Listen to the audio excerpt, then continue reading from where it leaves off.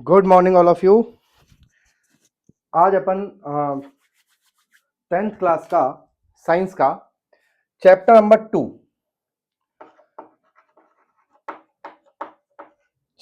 2 acid base and salt discuss करेंगे। बहुत अच्छे से इस वीडियो को देखिएगा।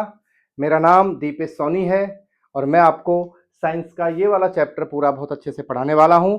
देखिए ध्यान से। सबसे पहले अपन बात करें एसिड बेस एंड सॉल्ट में जो सबसे main question 10th board Rajasthan board के लिए बन सकता है, सीबीएसई के लिए भी बन सकता है, राजस्थान बोर्ड की डिस्कस करेंगे अपन कि सबसे पहला क्वेश्चन पूछा जा सकता है कि what do you mean by acid and base.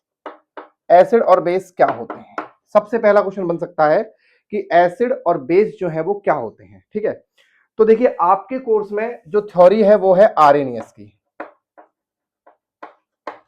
आपके कोर्स में जो थ्योरी है वो आरएनएस की है और आपसे जब क्वेश्चन पूछा जाएगा बोर्ड के एग्जाम्स के अंदर तो पूछा जाएगा कि आरएनएस थ्योरी के अकॉर्डिंग एसिड और बेस को डिफाइन कीजिए। तो आपको कैसे करना है, देखिए सुनिए। अकॉर्डिंग टू आरएनएस एसिड जो है, अकॉर्डिंग टू आरएनएस एसिड जो है और बेस जो है वो क्या होते हैं। बहुत ध्यान से सुनिए, बहुत अच्छे से समझ में आएगा आपको। देखिए जब भी किसी सॉल्यूशन में कोई भी सॉल्यूशन लिया, आपको पता करना है कि ये सॉल्यूशन एसिड है या बेस है। आपको पता करना है कि ये जो सॉल्यूशन है ये एसिड है या बेस है। तो अपन क्या करेंगे, इसमें इलेक्ट्रिसिटी प्रोवाइड कराएंगे। इस सॉल्यूशन के अंदर इलेक्ट्रोलाइसिस करवाएंगे। इसका क्या करवाएंगे, इलेक्ट्रोलाइसिस करवाएंगे। इसका करवाया जाता है इलेक्ट्रोलाइसिस करवाया जाता है। तो इलेक्ट्रोलाइसिस करने पर जो सब्सटेंस H+ आयन रिलीज करेगा, क्या करेगा, H+ आयन रिलीज करेगा। जो सब्सटेंस H+ आयन, बहुत ध्यान से सुनिए, H+ आयन मतलब हाइड्रोजन आयन जो सब्सटेंस रिलीज करेगा वो तो कहलाएगा एसिड। और जो सब्सटेंस OH- यानी किसको बोलते हैं, हाइड्रोक्सिल। क्या बोलते हैं बच्चों, हाइड्रोक्सिल। जो सब्सटेंस हाइड्रोक्सिल यानी कि OH- आयन रिलीज करेगा ऑन द इलेक्ट्रोलाइसिस वो कहलाएगा बेस।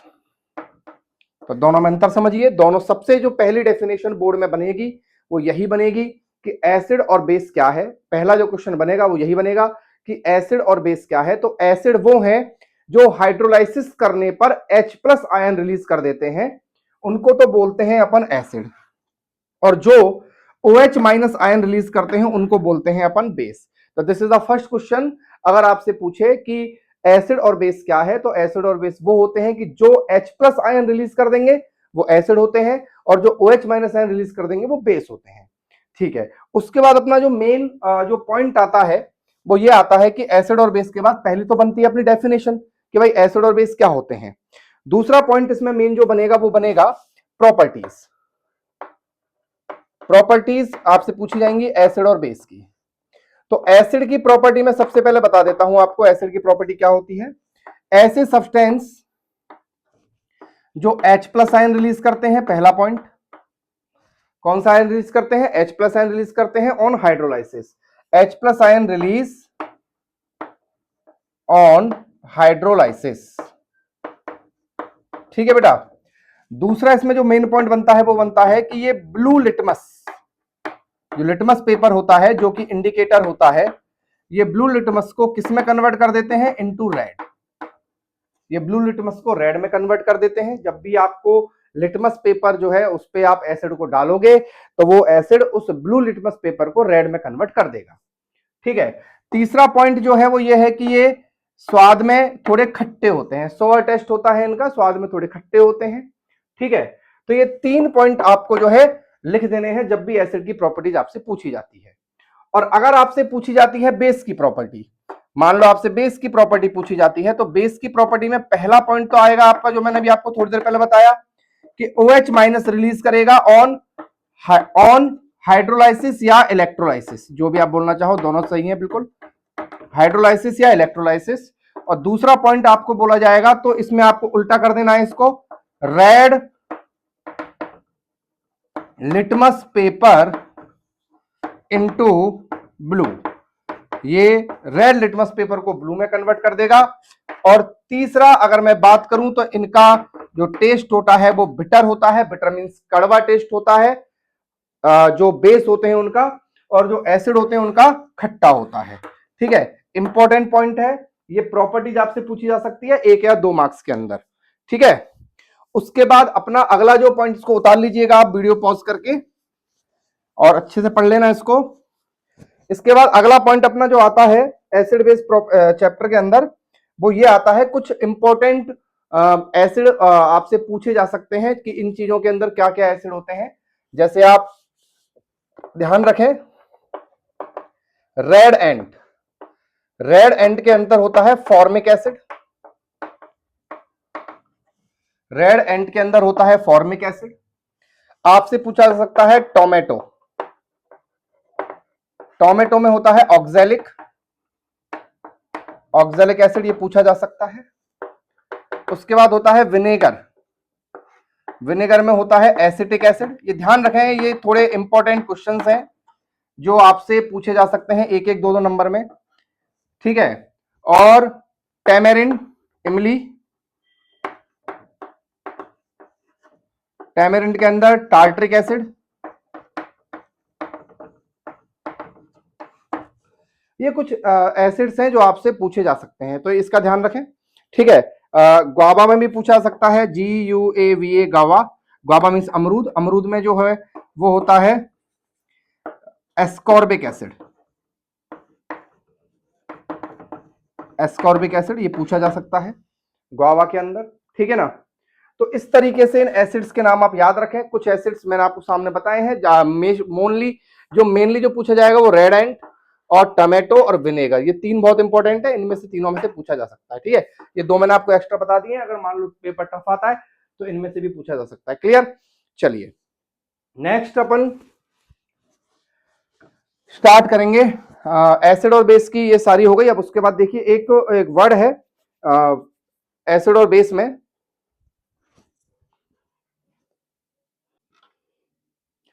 सामने कुछ रिएक्शंस आपके लिखी हुई हैं जो एसिड की इंपॉर्टेंट केमिकल रिएक्शंस है। हमने एसिड की फिजिकल प्रॉपर्टीज पढ़ ली है, अब एसिड की केमिकल प्रॉपर्टीज बोले, केमिकल प्रॉपर्टीज आप बोल सकते हैं।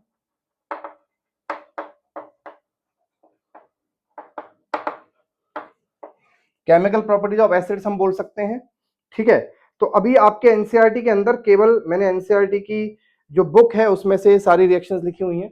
एनसीईआरटी में केवल 4 प्रॉपर्टीज, केमिकल प्रॉपर्टीज आपकी दी हुई हैं। पहली प्रॉपर्टीज मैं आपको बता देता हूं सबके एग्जांपल्स एक एक करके। सबसे पहले एसिड की रिएक्शन लिखी हुई है मेटल के साथ। तो पहले तो आप ये याद रखिए कि किस किस के साथ आपकी रिएक्शन है, याद करने का तरीका बड़ा आसान है इसको। एसिड की रिएक्शन मेटल के साथ, फिर उसके बाद मेटल ऑक्साइड के साथ, फिर मेटल कार्बोनेट के साथ, फिर उसके बाद मेटल हाइड्रोजन कार्बोनेट के साथ, और फिर बेस के साथ। तो 4 आपको रिएक्शन याद रखनी है। पहली मेटल के साथ, मेटल ऑक्साइड के साथ, मेटल कार्बोनेट के साथ, या फिर मेटल हाइड्रोजन कार्बोनेट के साथ, और एसिड की बेस के साथ। 4 याद रखनी है। पहली याद रखनी है मेटल के साथ, मेटल ऑक्साइड के साथ, मेटल कार्बोनेट के साथ, और मेटल हाइड्रोजन कार्बोनेट के साथ, और मेटल एसिड की बेस के साथ। मतलब 4 रिएक्शंस आपके कोर्स में दी गई हैं। आप देखिए चारों का ही जो प्रोडक्ट है वो क्या है, salt salt salt salt. Salt सब में बनेगा, मतलब एसिड अगर मेटल के साथ करे, मेटल ऑक्साइड के साथ करे, मेटल कार्बोनेट के साथ करे, मेटल हाइड्रोजन कार्बोनेट के साथ करे, या फिर एसिड रिएक्शन करे बेस के साथ, तो सॉल्ट तो वो बनाएगा ही बनाएगा। क्लियर, मेटल के साथ करेगा तो हाइड्रोजन गैस बनाएगा। ऑक्साइड अगर ऑक्सीजन ऐड हो गया तो H2 की जगह वो H2O बना देगा। क्लियर, मेटल कार्बोनेट, अब कार्बोनेट आ गया तो सिंपल सी बात है कार्बन डाइऑक्साइड गैस भी बनेगी। भाई जो दोनों तो बनेंगे पर कार्बन डाइऑक्साइड गैस भी बनेगी। और एसिड और बेस करेंगे तो सॉल्ट और वाटर बनेगा। तो नॉर्मल सी बात है, पहला 1 नंबर का क्वेश्चन तो यहीं पे ये बन जाएगा कि आपसे पूछ सकता है कि एसिड की रिएक्शन मेटल से करवाई जाए तो क्या बनेगा। और अगर मान लो आपसे पूछ लेता है कि केमिकल प्रॉपर्टीज पूरी लिखिए, तो फिर आपको ये सारी लिखने के बाद एक छोटी सी थ्योरी साथ में आप बना के लिख सकते हैं। जैसे when react acid with metal, when acid react with metal then it forms salt and hydrogen gas. When acid react with metal oxide then it forms salt and water. When acid react with metal carbonate और metal hydrogen carbonate then it form salt, water and carbon dioxide gas. तो when acid react with base, अच्छा देखिए आपको पता है ये वाली जो रिएक्शन है इसको न्यूट्रलाइजेशन रिएक्शन भी कहते हैं अपन।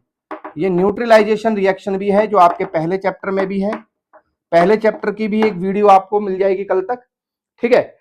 एसिड की रिएक्शन जब बेस के साथ करवाई जाएगी तो सॉल्ट प्लस वाटर वो बनाएगी, तो इसको अपन न्यूट्रलाइजेशन रिएक्शन भी कहते हैं। When acid and base react together then it form salt and water, then this reaction is known as neutralisation reaction. Clear. अब हम इन चारों के एक एक एग्जांपल आपको बता देते हैं, ठीक है। बहुत ध्यान से सुनिएगा, मैं एक इसको आप नोट कर लीजिए, उसके बाद मैं आपकी एक एक रिएक्शन इसमें से मिटाऊंगा और एक एक का एग्जांपल मैं आपको देता हूं, ठीक है। तो पहली अपन बात करेंगे पहली रिएक्शन की। एसिड जब मेटल के साथ रिएक्ट करेगा तो बनाएगा सॉल्ट और हाइड्रोजन गैस, ठीक है। तो कोई भी एसिड ले लीजिए सिंपल सा, मैंने ले लिया है H2SO4। इस एसिड का नाम है सल्फ्यूरिक एसिड। क्या नाम है बेटा? सल्फ्यूरिक एसिड, ठीक है। और मैं इसकी रिएक्शन करवा रहा हूं किसी भी मेटल के साथ, मैं ले लेता हूं जिंक। जिंक के साथ आपने सल्फ्यूरिक एसिड की रिएक्शन करवा दी, तो देखिए जिंक की रिएक्शन जब सल्फ्यूरिक एसिड के साथ करवाएंगे तो जिंक डिस्प्लेसमेंट रिएक्शन करेगा और ZnSO4 बनाएगा जो कि सॉल्ट होगा, और साथ में बन जाएगी कौन सी गैस? Hydrogen gas. एक एग्जांपल आप याद रखें, सबसे बेस्ट एग्जांपल है, ठीक है।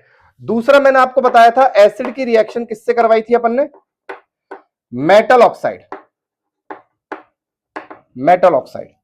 उसमें बनाया था उसने सॉल्ट प्लस वाटर। तो सबसे बेस्ट है कि आप एसिड के नाम पे फिर से इसको ले लीजिए H2SO4, क्लियर। और इसकी रिएक्शन करवा दीजिए ZnO मेटल ऑक्साइड के साथ, इसकी रिएक्शन करवा दीजिए मेटल ऑक्साइड के साथ, ठीक है। जैसे आप मेटल ऑक्साइड के साथ रिएक्शन करवाएंगे इसकी, तो H2O बन जाएगा और ZnSO4 बन जाएगा, यानी कि ZnSO4 और H2O। 10th क्लास के लेवल के हिसाब से बिल्कुल बेस्ट एग्जांपल्स है, आप इनको याद रखिए तो ज्यादा बेटर रहेगा, ठीक है। अच्छा मैं आपको एक छोटी सी चीज बताता हूं इन्फॉर्मेशन के लिए, याद रखिएगा। मेटल ऑक्साइड का नेचर होता है बेसिक, ध्यान रखना, मेटल ऑक्साइड का नेचर होता है बेसिक नेचर, ये पूछा जा सकता है आपसे, ठीक है। मेटल ऑक्साइड का जो नेचर होता है वो बेसिक नेचर होता है, ध्यान रखें, ठीक है। दो रिएक्शंस हो गई, इनके दो एग्जांपल याद कर लीजिए, और अगर आपको एक एक एग्जांपल और याद रखना है तो आप एनसीईआरटी बुक से देख सकते हैं, ठीक है। तीसरी रिएक्शन जो है, तीसरी रिएक्शन जो हमने बताई थी आपको मेटल कार्बोनेट वाली, यानी कि एसिड रिएक्ट करेगा मेटल कार्बोनेट के साथ, एसिड रिएक्ट करेगा मेटल कार्बोनेट के साथ, तो बनाएगा salt plus H2O and CO2, clear. Balance जरूर कर ले रिएक्शंस को। एसिड के नाम पर आप वापस H2SO4 ले लीजिए, बेस्ट है। और अब मेटल कार्बोनेट की बात करते हैं, तो Zn लेना है तो ZnCO3 बेस्ट रहेगा, कैल्शियम लेना है तो CaCO3 बेस्ट रहेगा। तो मैं एक काम करता हूं, यहां पर ले लेता हूं CaCO3 कैल्शियम कार्बोनेट, ठीक है। इसका नाम है कैल्शियम कार्बोनेट, ये है सल्फ्यूरिक एसिड। अब वापस बनाइए, देखिए क्या बनेगा। H2 है, SO4 है, CaCO3 है। तो सबसे पहले अपन को बनाना पड़ेगा एक सॉल्ट, सॉल्ट बनेगा CaSO4, सॉल्ट बनेगा CaSO4 कैल्शियम सल्फेट। और आपको कुछ सोचना नहीं है, आपको क्या बना देना है? H2O प्लस CO2, खत्म, क्लियर। और अगली रिएक्शन में ले लेता हूं एसिड की रिएक्शन किसके साथ? मेटल हाइड्रोजन कार्बोनेट के साथ। देखिए कार्बोनेट है CO3, है ना। अब हाइड्रोजन कार्बोनेट क्या हो जाएगा? HCO3। भाई कार्बोनेट है CO3, तो हाइड्रोजन कार्बोनेट क्या हो जाएगा? HCO3, ठीक है। तो एसिड की रिएक्शन मेटल हाइड्रोजन कार्बन के साथ बनेंगे तो बनेगा salt plus water plus CO2, clear. देखिए एसिड की मेटल हाइड्रोजन कार्बन के साथ रिएक्शन करवाएंगे तो बनेगा सॉल्ट, H2 और CO2, डन। तो देखिए एसिड ले लेते हैं वापस में, कौन सा? H2SO4। यहां पर चलिए अब की बार एसिड चेंज करते हैं, HCl लेते हैं, HCl की रिएक्शन करवाते हैं NaHCO3, यानी कि सोडियम हाइड्रोजन कार्बोनेट के साथ। किसके साथ? सोडियम हाइड्रोजन कार्बोनेट के साथ, ठीक है।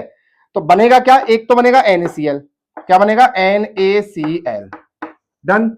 उसके बाद NaCl के बाद क्या बनेगा? आपको पता है, वाटर बनेगा और CO2 गैस बनेगी, ठीक है। अब और इसके बाद लास्ट रिएक्शन अपनी जो आती है वो आती है एसिड और बेस जब आपस में रिएक्ट करेगा तो बनाएगा सॉल्ट प्लस वाटर। मैंने बताया था न्यूट्रलाइजेशन रिएक्शन है। कोई भी एसिड ले लीजिए, HCl ले लेते हैं, कोई भी बेस ले लीजिए, NaOH ले लेते हैं, सोडियम हाइड्रोक्साइड बोलते हैं इसको, बैलेंस करेंगे तो NaCl बनेगा और H2O बनेगा, NaCl और H2O। डन। तो एसिड की ये प्रॉपर्टीज है, इनको बहुत ध्यान से पढ़िए, आप अच्छे से देखिए, क्योंकि ये प्रॉपर्टीज आपके एग्जाम में पूछी जा सकती हैं। क्लियर है। उसके बाद अपन अगला टॉपिक जो अपना लेते हैं, और मैंने आपको बता दिया मेटल ऑक्साइड जो होता है वो क्या होता है, बेसिक नेचर का होता है, ध्यान रखें। क्लियर।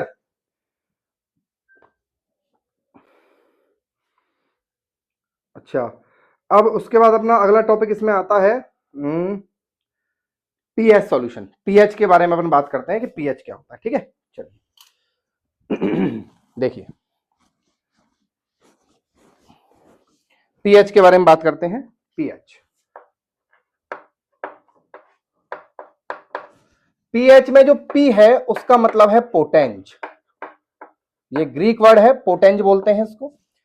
पोटेंज जो शब्द है इसका मतलब है स्ट्रेंथ, इसका मतलब है स्ट्रेंथ या इसका मतलब है पावर।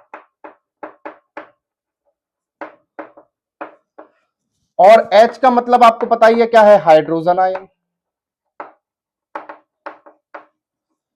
इसका मतलब है हाइड्रोजन आयन। यानी कि कहने का मतलब है हाइड्रोजन आयन की जो स्ट्रेंथ है उसको मेजरमेंट करने के लिए एक स्केल बनाया गया और उस स्केल का नाम है पीएच स्केल। क्या है, पीएच स्केल। पीएच स्केल क्या है, पीएच स्केल हाइड्रोजन आयन की कॉन्सेंट्रेशन को, कॉन्सेंट्रेशन मींस मात्रा, अमाउंट, कॉन्सेंट्रेशन को फाइंड आउट करने के लिए एक स्केल का निर्माण किया गया और उस स्केल को बोला जाता है pH scale. The scale which measures the concentration of hydrogen ion in a solution। किसी भी सॉल्यूशन के अंदर हाइड्रोजन आयन की कॉन्सेंट्रेशन को मेजर करने के लिए एक स्केल बनाया गया जिसको अपन बोलते हैं पीएच स्केल। Clear, okay. तो ये पीएच, अच्छा पीएच स्केल जो है वो कैसा होता है, इसमें जीरो से लेके यहां 7 होता है और यहां 14 होता है। इसका स्केल जो होता है वो 7, 0 से लेके 14 तक होता है। और इसमें बोला जाता है कि 0 से 7 के बीच में जिसका पीएच आता है वो एसिड होता है, 7 से 14 के बीच में जिसका पीएच आता है वो बेस होता है, जिसका 7 आता है वो न्यूट्रल होता है। क्लियर। जिसका पीएच 0 से 7 के बीच में होगा वो एसिड होगा, जिसका पीएच 7 से 14 के बीच में होगा वो बेस होगा, और जिसका पीएच एग्जैक्टली 7 होगा वो न्यूट्रल होगा। डन। अच्छा, दूसरी बात इंपॉर्टेंट ये है कि जैसे जैसे जितना पीएच कम होगा, मैं बोल देता हूं कि पीएच जितना कम होगा, पीएच जितना कम होगा, पीएच जितना कम होगा वो उतना ही अच्छा एसिड होगा। पीएच जितना कम होगा वो उतना ही अच्छा एसिड होगा, ध्यान रखना। पीएच जब कम होता है तो उतना ही अच्छा वो एसिड होता है। ठीक है। उसके बाद सबसे इंपॉर्टेंट टॉपिक इसमें जो बन सकता है वो ये बनेगा कि पीएच का डेली लाइफ में क्या यूज है। पीएच का डेली लाइफ में क्या यूज है, डेली लाइफ यूज। ठीक है, डेली लाइफ में क्या यूज है पीएच का। ठीक है। तो इसके एनसीईआरटी में कुछ टॉपिक्स दिए गए हैं, मैं आपको बता देता हूं, उन टॉपिक्स को मैं रिवाइज करवा देता हूं एक बार आपको कि कौन कौन से पीएच दिए गए हैं। पहला आपको दिया जाता है इसमें I think tooth decay, importance of pH in everyday life के नाम से एक टॉपिक है। ठीक है, तो मैं आपको बता देता हूं सबसे पहले इसमें एक तो इसमें जो सबसे पहला पॉइंट आता है वो आता है टूथ डिके का। ठीक है, दूसरा इसमें सब इंपॉर्टेंट पॉइंट आता है digestive system.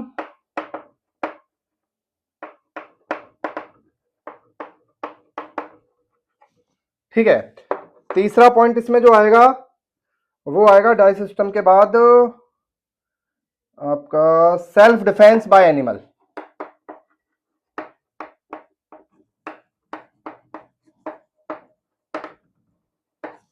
Bye animal and plants, self defence by animals and plants. ठीक है, और इसमें आपका हाँ वैसे 3-4 चीजें बहुत ध्यान रखें, इंपॉर्टेंट है। ठीक है, तो देखिए सबको मैं आपको पहले थोड़ा सा समझा देता हूं, फिर उसके बाद अपन सॉल्ट पे आते हैं। ठीक है, सॉल्ट पे आने के बाद फिर हम आपको कुछ दो तीन चीजें और इंपॉर्टेंट बताएंगे और चैप्टर क्लोज हो जाएगा। ठीक है, देखिए टूथ डेके की बात करें तो क्या होता है कि जब आप रात को खाना खाते हैं, खाना खाने के बाद जब आप डायरेक्ट सो जाते हैं, तो खाना खाने के बाद जब अपन सो जाते हैं तो क्या होता है, जो छोटे छोटे फूड पार्टिकल्स होते हैं वो हमारे दांतों के बीच में फंस जाते हैं। दांतों के बीच में फंसने से क्या होता है कि धीरे धीरे उनमें रात को जब हमारा मुंह बंद होता है तो छोटे छोटे माइक्रो ऑर्गेनिम्स उनके अंदर प्रोड्यूस हो जाते हैं और उनकी सलाइवा से एसिड निकलता है, और वो धीरे धीरे क्या करता है, पूरी रात में हमारे मुंह का जो पीएच है उसको कम कर देता है, क्योंकि एसिड निकलता है तो हमारे मुंह में एसिड इकट्ठा हो जाता है। तो धीरे धीरे वो क्या करता है, हमारे मुंह के पीएच को कम करता चला जाता है, और जैसे ही कम करता चला जाता है तो वो जो इनेमल होता है हमारे दांतों का इनेमल, हमारे दांतों का जो इनेमल, इनेमल मींस जो हमारे दांत जिस मटेरियल के बने हुए हैं उसको इनेमल कहा जाता है। तो हमारे दांतों का जो इनेमल है वो धीरे धीरे डिके होने लगता है, उसको अपन बोलते हैं कि दांत खराब होना स्टार्ट हो जाते हैं। क्लियर है, इसलिए रात को ब्रश करके सोना चाहिए। और ध्यान रखें, हमारे मुंह का पीएच अगर 5.5 से कम हो गया तो हमारे दांत खराब होना स्टार्ट हो जाएंगे, इसलिए रात को ब्रश करके सोना चाहिए। ठीक है, उसके बाद आता है डाइजेस्टिव सिस्टम में कैसे काम करता है। देखिए आपको सबको पता होगा, आपने बायोलॉजी में पढ़ा होगा कि हमारे जो स्टमक है उस स्टमक में जो गैस्ट्रिक ग्लैंड होती है, गैस्ट्रिक ग्लैंड में से एक आपके जूस निकलता है, गैस्ट्रिक जूस। गैस्ट्रिक जूस जो होता है, उस गैस्ट्रिक जूस में एक एसिड होता है जिसको अपन बोलते हैं हाइड्रोक्लोरिक एसिड यानी कि HCl। हाइड्रोक्लोरिक एसिड जो है वो निकलता है तो क्या होता है कि हमारे जो स्टमक का जो पीएच है उसको वो कम कर देता है। ये होता कब है, जैसे बहुत ज्यादा आपको इरिटेशन हो रही है, आपने बहुत ज्यादा स्पाइसी फूड खा लिया, या आप बहुत देर से भूखे हो, या आपने ज्यादा खा लिया, इन चारों ही कंडीशंस में HCl जो है वो सीक्रेट होने लगता है। और HCl जब ज्यादा निकलने लगता है तो वो आपके स्टमक के पीएच को क्या कर देता है, कम कर देता है। तो जैसे स्टमक का पीएच कम होता है तो जलन होने लगती है, जलन होने लगती है तो क्या होता है कि भाई इरिटेशन हो जाती है। तो उसको कम करने के लिए सबसे बेस्ट है, एक मार्केट में जो दवाइयां आती हैं उनके अंदर सॉल्ट पाया जाता है, उसको बोलते हैं मिल्क ऑफ मैग्नीशिया, Mg, इसका फॉर्मूला है MgOH whole twice, milk of magnesia. ये बेस होता है, और ये बेस क्या करता है, आप इसके एक दो ढक्कन जब पी लेंगे, जब आप इसकी दवाई ले लेंगे तो क्या होगा, आपके अंदर का जो पीएच बढ़ा हुआ है उसको ये कम कर देगा। ठीक है, अगला पॉइंट आता है self defence by animals and plants. बिल्कुल, एनिमल्स और प्लांट्स जो हैं, एनिमल्स जो हैं उनके जो स्टिंग होता है, स्टिंग, उस स्टिंग में पाया जाता है एसिड। जैसे रेड अंट का मैंने आपको बताया था फॉर्मिक एसिड पाया जाता है, ऐसे ही बहुत सारे होते हैं। बी होती है मधुमक्खी, उसमें भी एक एसिड पाया जाता है। तो ये क्या करते हैं, अपनी रक्षा करने के लिए जब आप इनको छेड़ते हैं तो अपना जो स्टिंग है वो आपके शरीर में छोड़ देते हैं, और जिस जगह छोड़ते हैं वहां पे जलन स्टार्ट हो जाती है, क्योंकि वहां पे एसिड क्या हो जाता है, बढ़ जाता है। एसिड बढ़ जाता है तो वहां जलन होती है, जलन होती है तो नॉर्मल सी बात है आपको इरिटेशन होने लगती है। तो उस पर तुरंत बेकिंग सोडा लगा लेना चाहिए, क्योंकि बेकिंग सोडा जो होता है, बेकिंग सोडा जो होता है आपके क्या कहते हैं, वो आपका बेस होता है, और बेस होता है तो वो क्या कर देता है उसको, ठीक है, आपके एसिड को न्यूट्रलाइज कर देता है। उसके बाद आता है प्लांट्स। अच्छा, प्लांट्स क्या करते हैं, देखो जो भी प्लांट्स होते हैं उनको ग्रोथ करने के लिए एक सूटेबल पीएच की आवश्यकता होती है। तो जब कभी मान लो जैसे कि एसिड रेन हो गई अब एसिड रेन जब हो जाती है तो क्या होता है एसिड रेन से कि एसिड रेन जब हुई तो नॉर्मल सी बात है, प्लांट्स जो है, सॉइल जो है, मिट्टी जो है, उसमें एसिडिटी बढ़ गई तो प्लांट्स की ग्रोथ रुक जाएगी, क्योंकि प्लांट्स जब ग्रोथ करेंगे तो उनका भी एक पर्टिकुलर एक पीएच होगा, उसी पे वो अच्छे से ग्रोथ कर पाएंगे। मान लो पीएच कम हो गया, अब पीएच कम हो गया तो क्या हुआ, प्लांट्स अच्छे से ग्रोथ नहीं कर पाएगा। अब प्लांट जब अच्छे से ग्रोथ नहीं कर पाएगा तो क्या होगा कि प्लांट्स, सिंपल सी बात है, फसल अच्छी नहीं होगी। तो इसलिए हमें जो अपन यूरिया डालते हैं, खाद डालते हैं, तो इन सब की वजह से हम इसके पीएच को बैलेंस करते हैं। क्लियर है, तो हर किसी की लाइफ में पीएच का बहुत ज्यादा इंपॉर्टेंस है, चाहे वो प्लांट हो, चाहे वो एनिमल्स हो, चाहे वो ह्यूमंस हो। क्लियर, तो इसके बाद ये अगला जो टॉपिक आता है वो अपना आता है कुछ सॉल्ट्स के बारे में, और भी कुछ इंपॉर्टेंट क्वेश्चंस मैं आपको भी लास्ट में बताऊंगा। ठीक है, सॉल्ट्स के बारे में। अच्छा देखिए, कुछ मैं आपको सॉल्ट है जिनके आपको मैं कुछ फॉर्मूले आप उनको याद कर लीजिए। जैसे कि एक तो होता है कॉमन सॉल्ट, कॉमन सॉल्ट का नाम है NaCl। ठीक है, एक होता है आपका वॉशिंग सोडा, वॉशिंग सोडा का फॉर्मूला याद कर लीजिए, Na2CO3 डॉट 10H2O। ठीक है, ये वॉशिंग सोडा का फॉर्मूला है, Na2CO3 डॉट 10H2O। उसके बाद अपना आता है वॉशिंग सोडा हो गया, कॉमन सॉल्ट हो गया, उसके बाद आता है आपका सोडियम हाइड्रोक्साइड।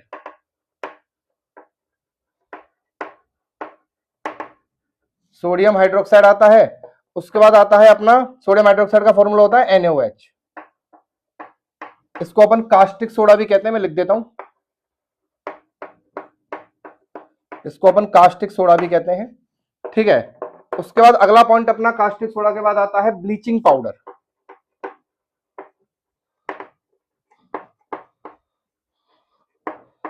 ब्लीचिंग पाउडर का फॉर्मूला होता है CaOCl2, कैल्शियम ऑक्सीक्लोराइड।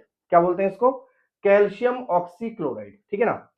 अच्छा, उसके बाद आता है अपना वॉशिंग सोडा हो गया। अब आपके पास आता है baking soda. Baking soda, baking soda का जो फॉर्मूला होता है वो, बेकिंग सोडा का जो फॉर्मूला होता है वो होता है NaHCO3, सोडियम हाइड्रोजन कार्बोनेट। क्या होता है? Sodium hydrogen carbonate. उसके बाद आपका क्या रह गया? उसके बाद रह गया POP, प्लास्टर ऑफ पेरिस।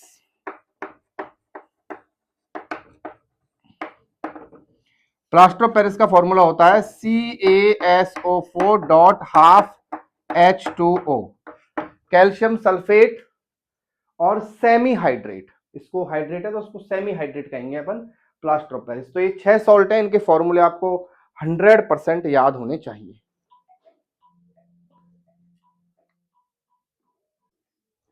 इसके बाद इंपॉर्टेंट ये है, प्लास्टर ऑफ पेरिस थोड़ा सा ज्यादा इंपॉर्टेंट है, प्लास्टर ऑफ पेरिस को अपन डिटेल में पढ़ लेते हैं।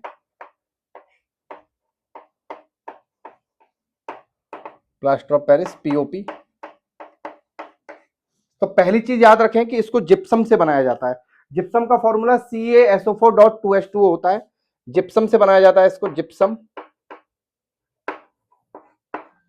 जिप्सम का फॉर्मूला होता है CaSO4 dot 2H2O। CaSO4 dot 2H2O यानी कि जिप्सम को अपन हीट करते हैं, और हीट इस तरीके करते हैं कि CaSO4 डॉट हाफ H2O रह जाए और 3/2 H2O अलग हो जाए। देखो 3/2 H2O, हाफ H2O हो गया 2 H2O। क्लियर है? तो एनसीईआरटी में इसकी डिटेल लिखी हुई है, आप अच्छे से पढ़ सकते हैं कि इसको कितने टेम्परेचर पे गर्म किया जाना चाहिए। ठीक है, और थोड़े थोड़े यूजेस इनके आप देख लेना। प्लास्टर ऑफ पेरिस के करीब 373 केल्विन टेम्परेचर पे गर्म करने के लिए कह रहा है, तो 373 केल्विन टेम्परेचर पे आप गर्म करेंगे तो ये जो है बदल जाएगा प्लास्टर ऑफ पेरिस के अंदर। क्लियर है? प्लास्टर ऑफ पेरिस एक व्हाइट पाउडर होता है, इसका यूज जो है वो हड्डियां जोड़ने के लिए, डेकोरेटिव आइटम्स बनाने के लिए, स्टैचू बनाने के लिए इनमें इसका यूज किया जाता है। क्लियर है? अच्छा, एक बात का ध्यान रखें कि जो प्लास्टर ऑफ पेरिस है उसको मॉइस्चर प्रूफ कंटेनर में रखना चाहिए। किसमें रखना चाहिए? मॉइस्चर प्रूफ कंटेनर में। तो ये इंपॉर्टेंट क्वेश्चन है कि मॉइस्चर प्रूफ कंटेनर में क्यों रखना चाहिए। तो मॉइस्चर प्रूफ कंटेनर में इसलिए रखना चाहिए क्योंकि अगर मान लो इसको मॉइस्चर प्रूफ कंटेनर में नहीं रखा तो इससे मॉइस्चर लग जाएगा, और जैसे ही इसमें मॉइस्चर लग जाएगा, जो हाफ H2O है इसको अगर मॉइस्चर मिल गया और इसको 3/2 H2O पानी के मॉलिक्यूल मिल गए तो ये वापस क्या बना लेगा? जिप्सम बना लेगा। और जिप्सम बना लेगा तो आपका काम दोबारा बिगड़ जाएगा, क्योंकि आपने जिप्सम तो ये बनाया और ये वापस क्या बना लेगा? जिप्सम बना लेगा। और जिप्सम होता है बहुत ज्यादा हार्ड, तो इसलिए अपन को प्लास्टर ऑफ पेरिस को हमेशा मॉइस्चर प्रूफ कंटेनर के अंदर रखना चाहिए। क्लियर? चलिए, उसके बाद अपन बात करते हैं कुछ और इंपॉर्टेंट चीजों की, जैसे कि एसिड में पानी, एसिड जो है इसको आपको डाइल्यूट करना है। क्या करना है? डाइल्यूट। डाइल्यूट मतलब इसमें पानी मिलाना है। तो एसिड में, एसिड को जब आपको डाइल्यूट करना है, तो एसिड को जब डाइल्यूट करेंगे तो एसिड में पानी मिलाएंगे, तो क्वेश्चन बनता है कि एसिड और ये है वाटर, तो एसिड में, एसिड को पानी में मिलाएंगे या पानी को एसिड में मिलाएंगे? इंपॉर्टेंट। ठीक है, मतलब कि यहां पे आपके पास इस बीकर में एसिड रखा हुआ है और यहां रखा हुआ है वाटर। ठीक है, तो एसिड को वाटर में मिलाना है या वाटर को एसिड में मिलाना है? इंपॉर्टेंट क्वेश्चन है कि एसिड को वाटर में मिलाना है या वाटर को एसिड में मिलाना है। तो हमेशा ध्यान रखें, वाटर को एसिड में नहीं मिलाना है, एसिड को वाटर में ड्रॉप बाय ड्रॉप आपको डालना है। क्योंकि अगर आपने एसिड को वाटर में मिलाया तो बेस्ट रहेगा, लेकिन अगर आपने वाटर को अगर एसिड में मिला दिया तो बहुत ज्यादा एक्सोथर्मिक रिएक्शन होगी और बहुत ज्यादा एनर्जी निकलेगी, जो एनर्जी आपकी बॉडी को, आपके चेहरे को नुकसान पहुंचा सकती है। Is it clear? अच्छा, इसके बाद एक टॉपिक लास्ट अपन और डिस्कस करेंगे, वाटर ऑफ क्रिस्टलाइजेशन। ये क्या होता है देखिए,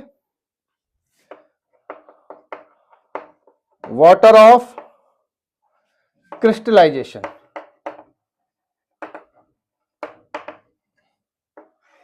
वाटर ऑफ क्रिस्टलाइजेशन ये क्या होता है? देखिए, बहुत सारे सॉल्ट ऐसे होते हैं जिनके अंदर उनकी स्ट्रक्चर में वाटर के मॉलिक्यूल प्रेजेंट होते हैं।